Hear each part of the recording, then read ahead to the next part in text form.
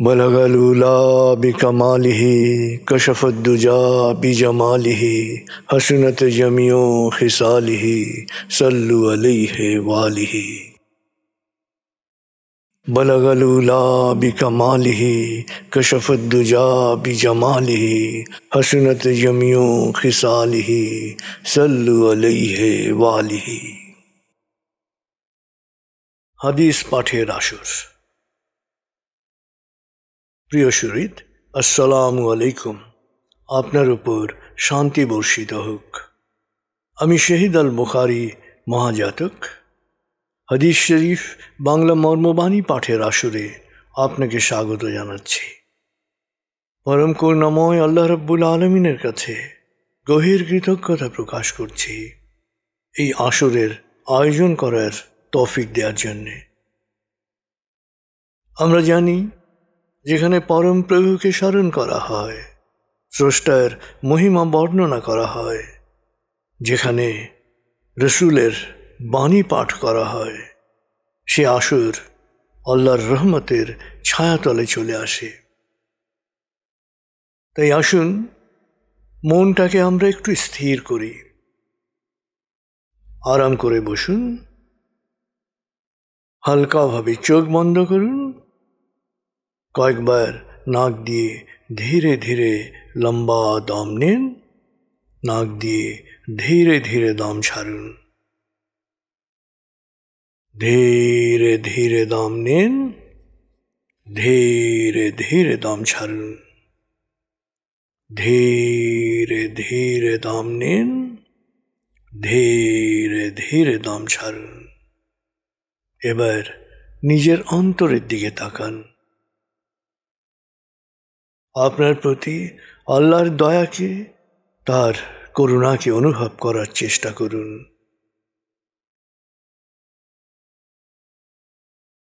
খুব ধীর লয়ে মনে মনে বলতে থাকুন, আল্লাহ আল্লাহ আল্লাহ আল্লাহ আল্লাহ আল্লাহ আল্লাহ আল্লাহ আল্লাহ আল্লাহ আল্লাহ।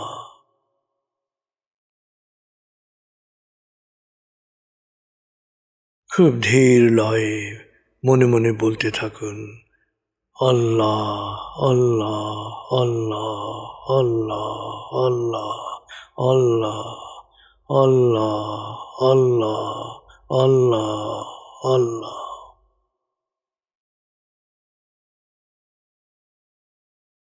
আল্লাহর স্মরণ, আল্লাহর জিকির মনে সব সময় শান্তির একটা প্রবাহ নিয়ে আসে।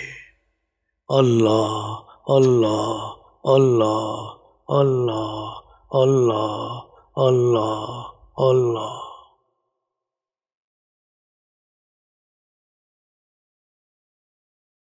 এবার দরুদে ডুবে যান। बलगलूला बिकमालिही कशफद्दुजा बिजमालिही हसनत जमियो खिसालिही सल्लु अलैहि वालिही। बलगलूला बिकमालिही कशफद्दुजा बिजमालिही हसनत जमियो खिसालिही सल्लु अलैहि वालिही।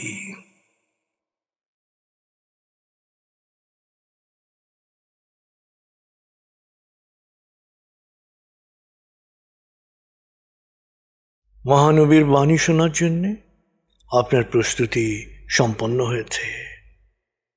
আপনার মন এখন বাণীর গভীরে প্রবেশ করতে পারবে। হাদিস পাঠের আসরের দ্বিতীয় পর্বে আমরা শুনব হাদিস শরীফ বাংলা মর্মবাণীর প্রথম অধ্যায়, নিয়তের গুরুত্ব। প্রসঙ্গ নিয়ত। হাদিস 1। নিয়ত সকল কর্মের অঙ্কুর। প্রত্যেকের কর্মের মূল্যায়ন করা হবে তার নিয়ত বা অভিপ্রায় অনুসারে। কেউ যদি আল্লাহ ও তার রসুলের সন্তুষ্টির জন্যে হিজরত করে, তবে সে সেভাবেই মূল্যায়িত হবে। আর যদি কেউ পার্থিব ধন সম্পত্তি বা কোনো নারীকে পাওয়ার জন্য হিজরত করে তবে তার মূল্যায়নও হবে সেভাবে। বর্ণনাকারী ওমর ইবনে খাত্তাব রাদিয়াল্লাহু আনহু, গ্রন্থনা বুখারী, মুসলিম। হিজরত অর্থ দেশত্যাগ। দেশত্যাগী বা শরণার্থীর জীবনে কষ্ট অনেক, অর্থাৎ দুনিয়া হোক বা আখেরাত। একজন মানুষ যে উদ্দেশ্যে কষ্ট স্বীকার করছে মূল্যায়নটা হবে সেভাবেই। কষ্ট করার উদ্দেশ্যটাই গুরুত্বপূর্ণ। উম্মে কায়েস নামে এক কুমারীকে বিয়ে করার জন্যে মক্কা থেকে এক যুবক মদিনায় এলে নবীজি সাল্লাল্লাহু আলাইহি ওয়াসাল্লাম এ কথা বলেন। হাদিস 2। প্রতিটি সকালই মানুষের সামনে একটি ক্রান্তিকাল। দুটি পথ তার সামনে থাকে। যখন সে মহাবিচার দিবসের চিন্তায় তার কর্মকে সমর্পিত করে তখন সে পরিত্রাণের পথে এগিয়ে যায়, অথবা যখন প্রবৃত্তির দাসত্ব করতে যায় তখন সে নিজের সর্বনাশ ঘটায়। বর্ণনাকারী আবু মালিক আশআরী রাদিয়াল্লাহু আনহু, গ্রন্থনা মুসলিম নববী। হাদিস 3। আল্লাহ তোমার চেহারা বা ধন সম্পত্তির দিকে তাকাবেন না, তিনি দেখবেন তোমার অন্তর আর হিসাব নেবেন তোমার কর্মের। বর্ণনাকারী আবু হুরায়রা রাদিয়াল্লাহু আনহু, গ্রন্থনা মুসলিম ইবনে মাজাহ। হাদিস 4। আল্লাহর সন্তুষ্টির লক্ষ্য ছাড়া যাই করো না কেন তা পরিণামে ব্যর্থ হবে। তাই বীর উপাধি পাওয়ার জন্য যুদ্ধ করো না, জ্ঞানী বলে স্বীকৃতি পাওয়ার উদ্দেশ্যে জ্ঞান অর্জন ও জ্ঞান বিতরণ করো না, দাতা বলে পরিচিত হওয়ার জন্যে দান করো না। করলে মহাবিচার দিবসে তোমাকে উপর করে জাহান্নামে নিক্ষেপ করা হবে। অর্থাৎ তোমার বাহ্যিক কর্মকাণ্ড নয়, আল্লাহ দেখবেন তোমার অন্তর। কর্মফল পাবে নিয়ত বা অন্তর্গত অভিপ্রায় অনুসারে। বর্ণনাকারী আবু হুরায়রা রাদিয়াল্লাহু আনহু, গ্রন্থনা মুসলিম। হাদিস 5। আর্থিকভাবে স্বনির্ভর হওয়ার জন্যে, পরিবারের ভরণ পোষণের জন্যে, প্রতিবেশীদের সাহায্য করার জন্যে বৈধ পন্থায় সম্পদ অর্জনের আন্তরিক চেষ্টা করো। মহাবিচার দিবসে তোমার চেহারা পূর্ণিমার মতো দীপ্যমান হবে। কিন্তু যদি তোমার অর্থ উপার্জনের লক্ষ্য হয় পার্থিব ভোগবিলাস, শান শওকত প্রদর্শনী এবং মানুষের বাহবা পাওয়া, তবে মহাবিচার দিবসে তুমি প্রভুর রোষানলে ভস্মীভূত হবে। বর্ণনাকারী আবু হুরায়রা রাদিয়াল্লাহু আনহু, গ্রন্থনা মিশকাত বাইহাকি। হাদিস 6। মানুষকে দেখানোর জন্যে বা মানুষের বাহবা পাওয়ার জন্যে যে ভালো কাজ করবে তার কোনো পুরস্কার মহাবিচার দিবসে আল্লাহ দেবেন না।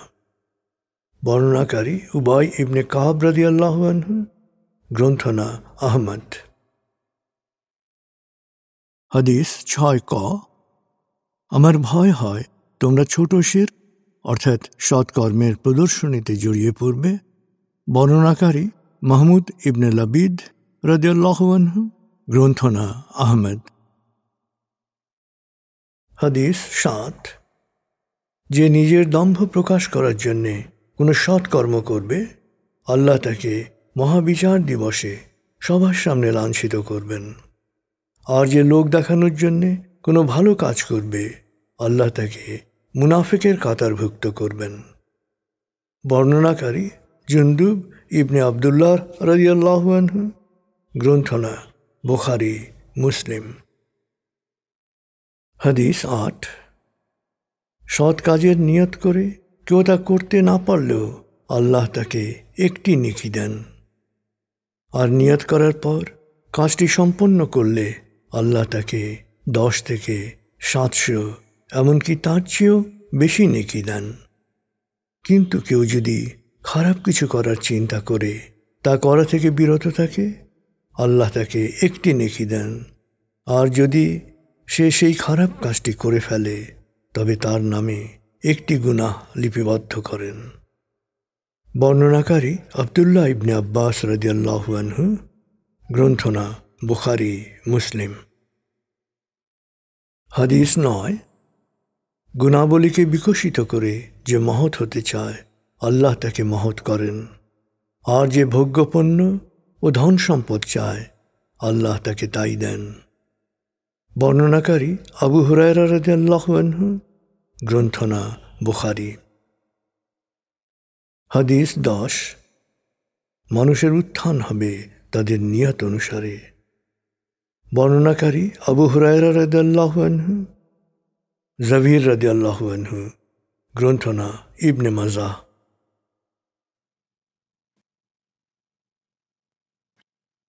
হাদিস শরীফ বাংলা মর্মবাণীর প্রথম হাদিস, নিয়ত সকল কর্মের অঙ্কুর। এটি বুখারী শরীফ ও মুসলিম শরীফের প্রথম হাদিস। নবীজি সাল্লাল্লাহু আলাইহি সাল্লাম খুব স্পষ্ট করেই হাদিসে বলেছেন যে তোমাদের প্রত্যেকের কর্মের মূল্যায়ন করা হবে তোমার নিয়ত বা অভিপ্রায় অনুসারে।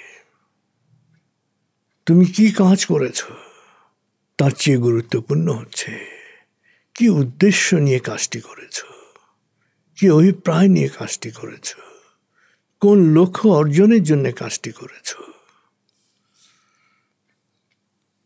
আসলে আপাত দৃষ্টিতে কাজটি ভালো মনে হতে পারে, যেমন আপনি ব্যায়াম করছেন, শরীর চর্চা করছেন, কঠোর ডায়েট অনুসরণ করছেন।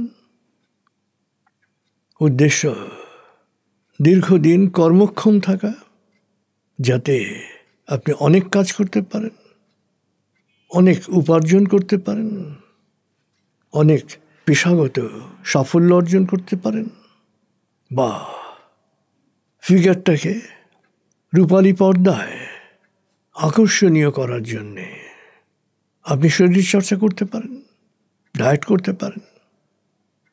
আবার একাগ্রভাবে স্রষ্টার উপাসনা করা এবং সৃষ্টির সেবা করার উদ্দেশ্যে নিজেকে সুস্থ রাখার জন্যে শরীর চর্চা এবং স্বাস্থ্যসম্মত খাদ্যাভ্যাস গড়ে তুলতে পারেন। তিনটি ক্ষেত্রেই আপনি শরীর চর্চা এবং স্বাস্থ্যসম্মত খাদ্যাভ্যাস অনুসরণ করছেন, কিন্তু স্রষ্টার কাছে আপনার মূল্যায়ন হবে আপনার অভিপ্রায় অনুসারে, আপনার নিয়ত অনুসারে, যে এই শরীর চর্চা এবং খাদ্যাভ্যাস কোন লক্ষ্যে আপনি করছেন। এবং স্রষ্টা সেইভাবেই মূল্যায়ন করবেন এবং সেইভাবেই যার যা পুরস্কার বা তিরস্কার সেটা তাকে দেবেন। আপনার কেনাকাটার ক্ষেত্রেও এই নিয়তটি গুরুত্বপূর্ণ। আপনি একটি স্মার্টফোন দুই উদ্দেশ্যে কিনতে পারেন। এক হচ্ছে ফুটানি বা বিনোদনের জন্য, আবার আপনি স্মার্টফোনটি কিনতে পারেন অনলাইন থেকে গুরুত্বপূর্ণ জ্ঞান আহরণের জন্যে। এক্ষেত্রে আপনার অভিপ্রায় অনুসারেই আপনার কর্মের মূল্যায়ন হবে। আপনি যখন লোক দেখানোর জন্যে মসজিদে দান করছেন, বা মানুষজন আপনাকে দাতা বলুক, সেই উদ্দেশ্যে এতিমখানায় দান করছেন, সেই দান আর স্রষ্টার সন্তুষ্টির উদ্দেশ্যে মসজিদে দান বা এতিমদের লালনে দান, দুটো কখনো এক পর্যায়ে পড়বে না। লোক দেখানোর জন্য যে কাজ, সেটার পুরস্কার স্রষ্টা যা দেয়ার পৃথিবীতেই দেবেন, আর তার সন্তুষ্টির জন্য যে দান, সেই দানের পুরস্কার স্রষ্টা দুনিয়া এবং আখিরাত, দুই জায়গায় তার ইচ্ছে মতো দেবেন। নামাজের ক্ষেত্রেও বিষয়টি একইভাবে প্রযোজ্য। আপনি যদি শুধু ফরজ পালনের জন্যে একঘেয়েমি মনোভাব নিয়ে একটা ক্লান্তিকর রুটিন অনুসরণের জন্যে নামাজ পড়েন, সেটার মূল্যায়ন একরকম। আবার যখন আপনি আন্তরিকভাবে আল্লাহর সাথে কথা বলার অভিপ্রায় নিয়ে বা আল্লাহর সাথে সাক্ষাতের অভিপ্রায় নিয়ে নামাজে ডুবে যান, সিজদায় ডুবে যান, তার মূল্যায়ন অবশ্যই ভিন্ন রকম। অর্থ উপার্জনের ক্ষেত্রেও বিষয়টি সমানভাবে প্রযোজ্য। আপনার অর্থ উপার্জনের লক্ষ্য যদি পার্থিব ভোগ বিলাস, শান শওকত প্রদর্শনী এবং মানুষের বাহবা পাওয়া হয়, তাহলে স্রষ্টার কাছে আপনার এই কাজের মূল্যায়ন সেভাবেই হবে। মহাবিচার দিবসে আপনি আগুনের শাস্তি এড়াতে পারবেন না। আবার আপনার অর্থ উপার্জনের উদ্দেশ্য যদি আর্থিকভাবে স্বনির্ভর হওয়ার জন্য হয়, পরিবারের ভরণ পোষণের জন্য হয়, প্রতিবেশীদের সাহায্য করার জন্য হয়, এবং এই উদ্দেশ্যে যদি আপনি আন্তরিক চেষ্টা করেন, তাহলে মহাবিচার দিবসে প্রভুর করুণা ধারায় আপনি আপ্লুত হবেন। আসলে নিয়ত যদি ঠিক থাকে, নিয়ত যদি ভালো থাকে, নিয়ত যদি স্রষ্টার সন্তুষ্টি থাকে, এবং সে কাজটি যদি আপনি যৌক্তিক কারণে নাও করতে পারেন, তবুও সেই কাজটি করতে পারলে আপনি যে সওয়াব পেতেন, যেভাবে পুরস্কৃত হতেন আল্লাহর কাছে, আল্লাহ আপনাকে নিয়তের কারণে সেই পুরস্কার প্রদান করবেন।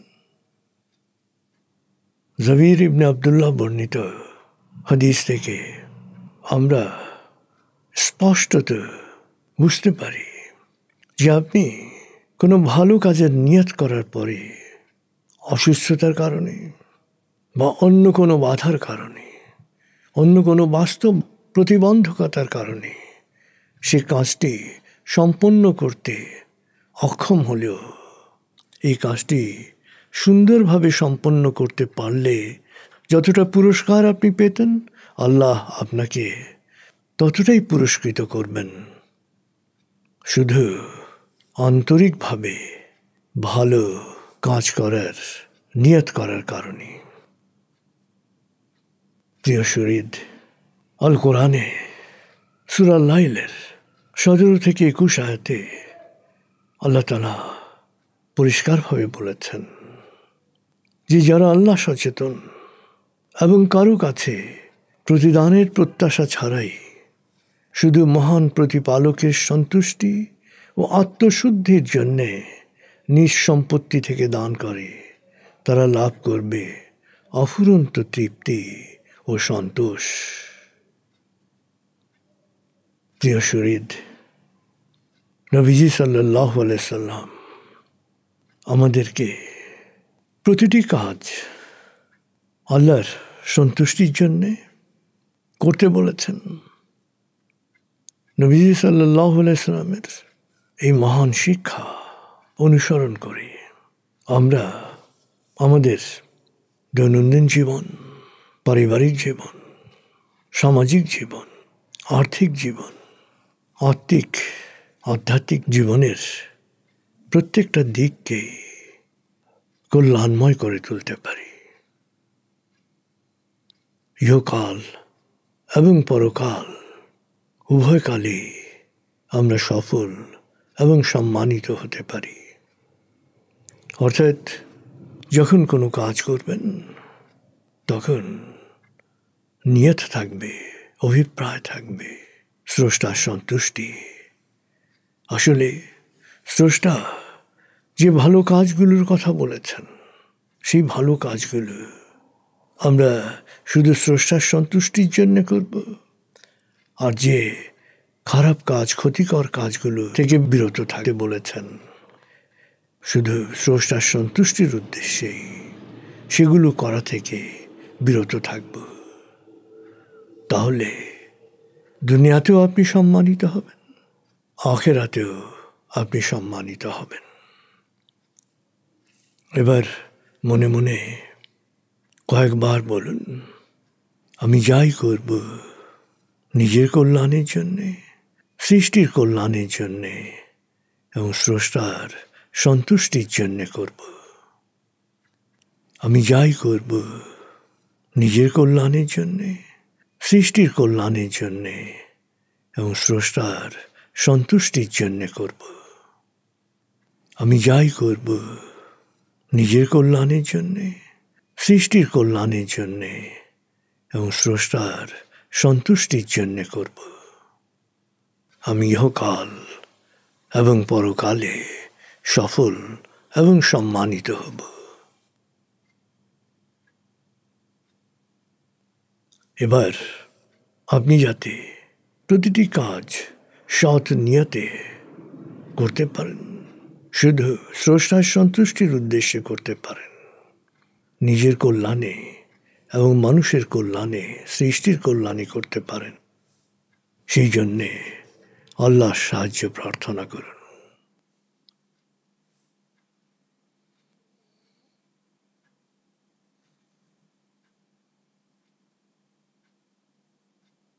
এবার নিজের জন্যে বিশেষ কোনো প্রার্থনা থাকলে সেই প্রার্থনায় ডুবে যান।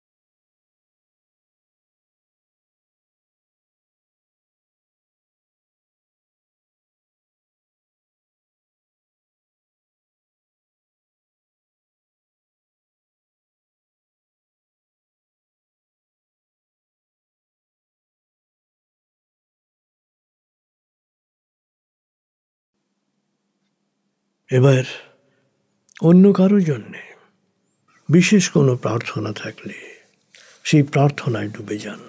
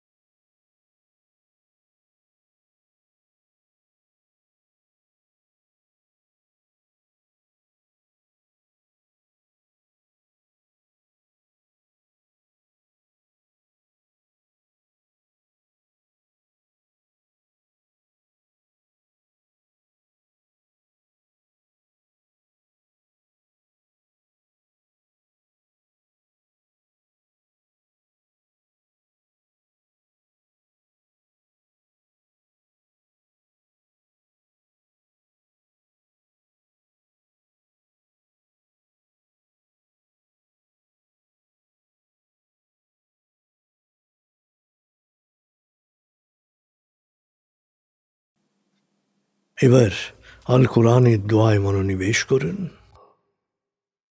আল কোরআন দোয়া।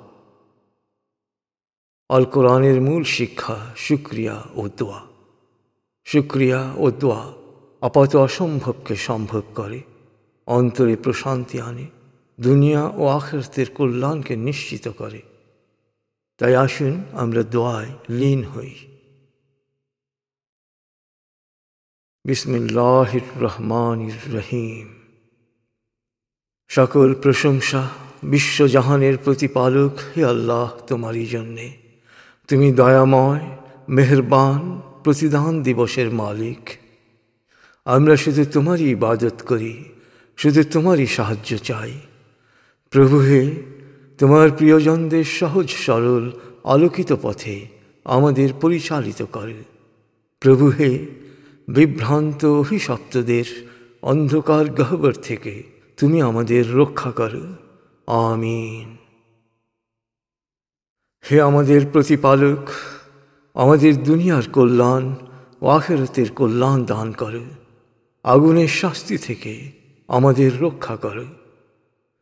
হে আমাদের প্রতিপালক, আমরা ঈমান এনেছি, তুমি আমাদের ক্ষমা করো, তুমি আমাদের করুণা করো, তুমি করুণা নিধান। হে আমাদের প্রতিপালক, সরল পথ প্রদর্শনের পর তুমি আমাদের অন্তরকে সকল প্রকার সংশয় ও বিভ্রান্তি থেকে মুক্ত রাখো। তোমার রহমতের ছায়ায় আমাদের রাখো। নিশ্চয়ই তুমি বেহিসাব দানকারী।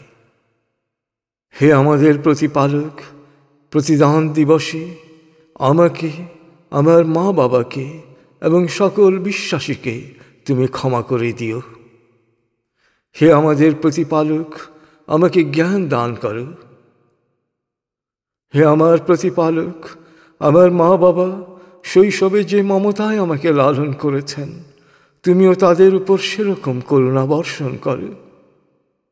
হে আমাদের প্রতিপালক, আমরা আমাদের নিজেদের ওপরে জুলুম করেছি, তুমি ক্ষমা না করলে, দয়া না করলে আমরা ধ্বংস হয়ে যাব। হে আমাদের প্রতিপালক, আমরা একজন আহ্বানকারীর আহ্বানে সাড়া দিয়ে তোমার প্রতি ঈমান এনেছি। অতএব তুমি আমাদের সকল গুনাহ মাফ করো, সকল দোষ ত্রুটি মুক্ত করো এবং সৎকর্মশীলদের কাতারে আমাদের শেষ পরিণতি দাও। হে আমাদের প্রতিপালক, আমাদের সবর ও দৃঢ়তা দান করো, অবিশ্বাসীদের বিরুদ্ধে আমাদের সাহায্য করো। প্রভু হে, শয়তানের কুপ্ররোচনা থেকে আমি তোমার আশ্রয় প্রার্থনা করছি। প্রভু হে, শয়তানকে আমার থেকে দূরে রাখো। হে পরওয়ারদিগার, আমাদের এবং বিশ্বাসী অগ্রণীদের ক্ষমা করো।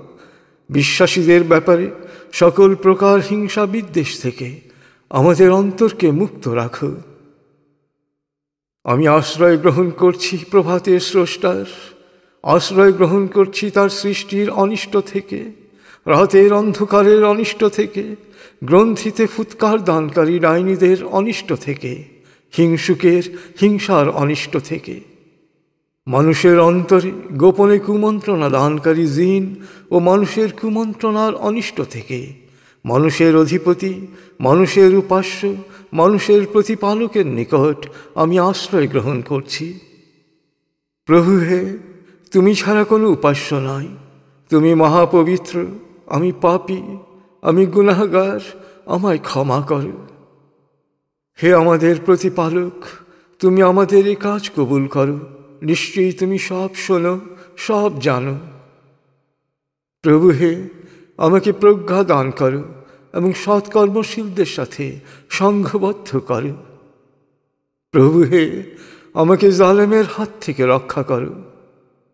হে আমার প্রতিপালক, তুমি আমাকে ও আমার সন্তানদেরকে নামাজ কায়েমকারী হিসেবে প্রতিষ্ঠিত করো।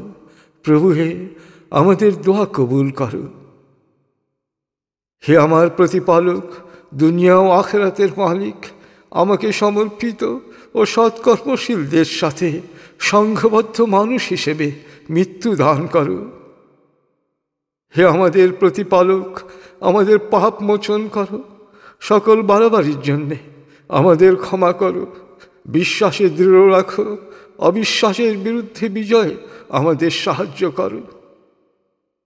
প্রভু হে, আমাদের জালেমের হাতে নিগৃহীত করো না। প্রভু হে, দয়া করো, জালেমের জুলুম থেকে আমাদের মুক্তি দাও। প্রভু হে, আমি অসহায়, তুমি এর প্রতিবিধান করো। হে আমাদের প্রতিপালক, আমাদের যদি ভুল বা ত্রুটি হয়, সেজন্য আমাদের পাকড়াও করো না। প্রভু হে, আমাদের পূর্বসূরীদের উপর যেরূপ গুরুহার অর্পণ করেছিলে, আমাদের ওপর তেমন ভার চাপিয়ে দিও না। প্রভু হে, আমাদের ওপর সাধ্যাতীত কোনো দায়িত্ব দিও না। আমাদের ক্ষমা করো, দয়া করো। তুমি আমাদের প্রভু। অবিশ্বাসীদের বিরুদ্ধে আমাদের সাহায্য করো। হে আমাদের প্রতিপালক, তুমি যা নাজিল করেছ তা আমরা মেনে নিয়েছি এবং তোমার রসুলের অনুসরণ করছি। অতএব সত্যের সাক্ষীর তালিকায় আমাদের নাম অন্তর্ভুক্ত করো। প্রভু হে, আমাকে সৎকর্মশীল সন্তান দান করো। প্রভু হে, আমার হৃদয় প্রশস্ত করে দাও, আমার কাজকে সহজ করে দাও, আমার কণ্ঠের জড়তা দূর করে দাও, যেন সবাই আমার কথা বুঝতে পারে। হে আমাদের প্রতিপালক, আমাদের ধৈর্য দাও, বিশ্বাসে দৃঢ়তা দাও, আমাদের সমর্পিতের মৃত্যু দান করো। হে আমাদের প্রতিপালক, আমরা তোমারই ওপর ভরসা করেছি, তোমারই দিকে তাকিয়ে আছি এবং শেষ পর্যন্ত তোমার কাছেই আমরা ফিরে যাব।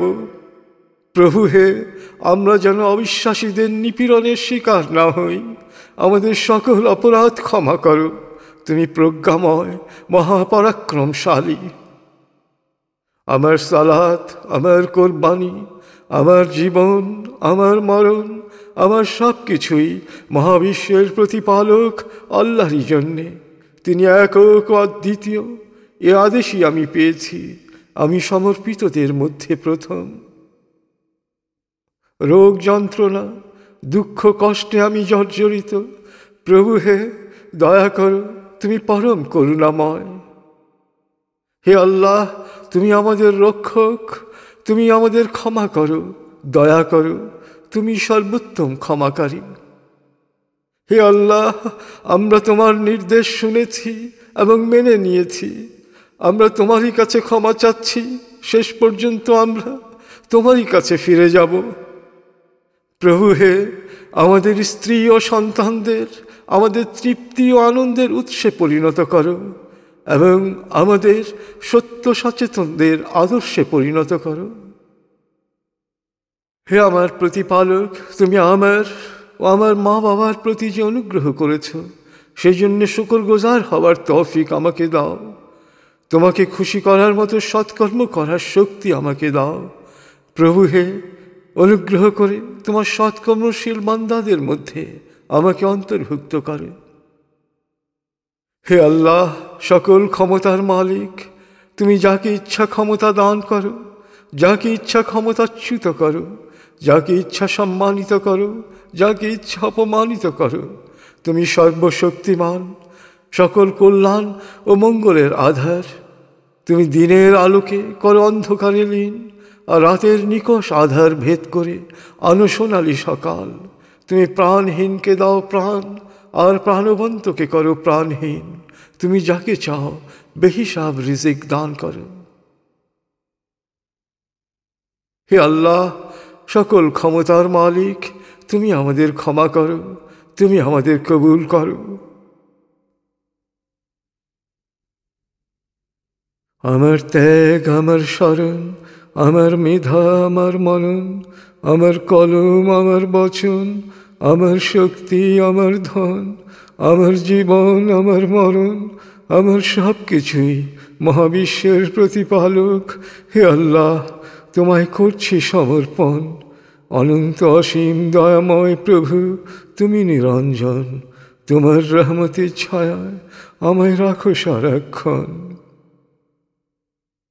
আমার ত্যাগ, আমার শরণ, আমার মেধা, আমার মনন, আমার কলম, আমার বচন, আমার শক্তি, আমার ধন, আমার জীবন, আমার মরণ, আমার সব কিছুই মহাবিশ্বের প্রতিপালক হে আল্লাহ তোমায় করছি সমর্পণ।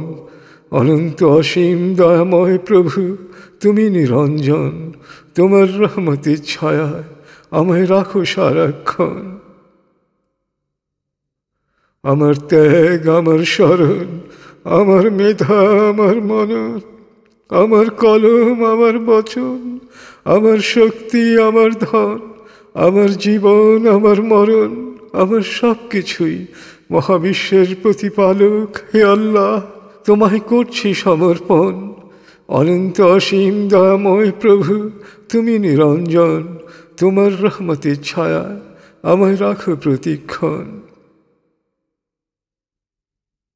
আমিন। পরম করুণাময়, আমাদের হাদিস পাঠের আসরকে সৎকর্ম হিসেবে কবুল করুন এবং আজকের আসরে অংশগ্রহণকারী সবাইকে দুনিয়া ও আখেরাতে সফল ও সম্মানিত করুন। আমিন। খুদা হাফিজ। আসসালামু আলাইকুম। আপনার উপর শান্তি বর্ষিত হোক।